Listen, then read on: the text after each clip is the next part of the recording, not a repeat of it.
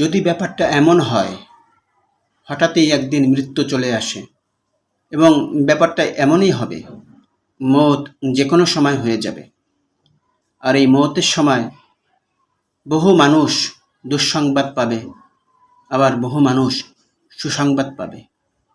যদি আমরা সুসংবাদ প্রাপ্তদের মধ্যে একজন হয়ে যাই তাহলে ব্যাপারটা কতই না ভালো হয়, তাই না?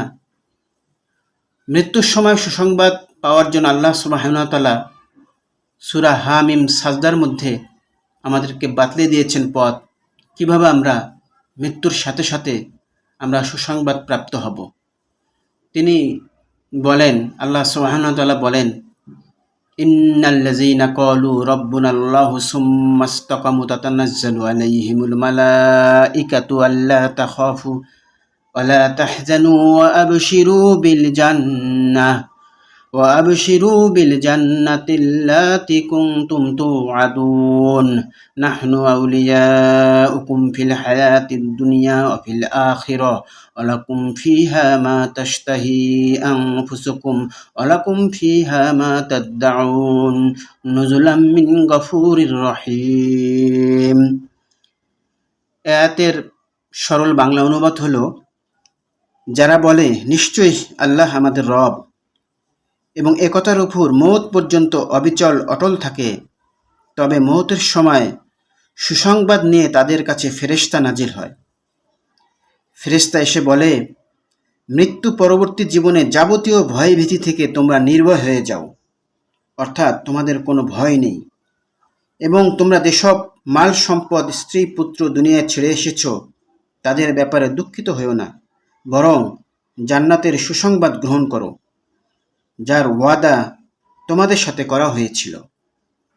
ফেরেশতা আরও বলেন, আমরা দুনিয়ার জীবনে তোমাদের বন্ধু ছিলাম এবং আখিরাতেও তোমাদের বন্ধু থাকব, এবং আখিরাতের জীবনে তোমাদের মন যা চাইবে তাই পাবে।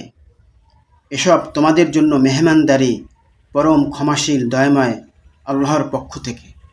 ব্যাপারটা একটু চিন্তা করে দেখুন, মৃত্যুর সময় যখন আমাদের মওত হয়ে যাবে তখন একদল ফেরেশতা এসে আমাদেরকে নির্ভয় দান করবেন, আমাদেরকে জান্নাতের সুসংবাদ প্রদান করবেন, এবং আমাদের পৃথিবীতে ছেড়ে আসা আমাদের আত্মীয় স্বজন মাল সম্পদের ব্যাপারে দুঃখিত হতে নিষেধ করবেন এবং জান্নাতের সুসংবাদ দান করবেন। এই মৃত্যু আমরা সবাই চাই, এজন্য আল্লাহ তাআলাকে আমরা রব হিসেবে মানব এবং মওত পর্যন্ত এই কথার উপর ইস্তেকামাত অর্থাৎ দৃঢ়পথ থাকব। এই দৃঢ়পথ বা অবিচল থাকার অর্থ হলো নেক আমল করতে থাকা, নেক আমলের ব্যাপারে কোনো গাফলতি না করা। যদি এইভাবে নেক আমল করতে করতে আল্লাহকে রব মেনে মওত পর্যন্ত পৌঁছতে পারি, তাহলে অবশ্যই আমাদের সামনে ফেরেশতা হাজির হবে সুসংবাদ নিয়ে। আল্লাহ তাআলা আমাদেরকে এমন মওতের তৌফিক দান করুন।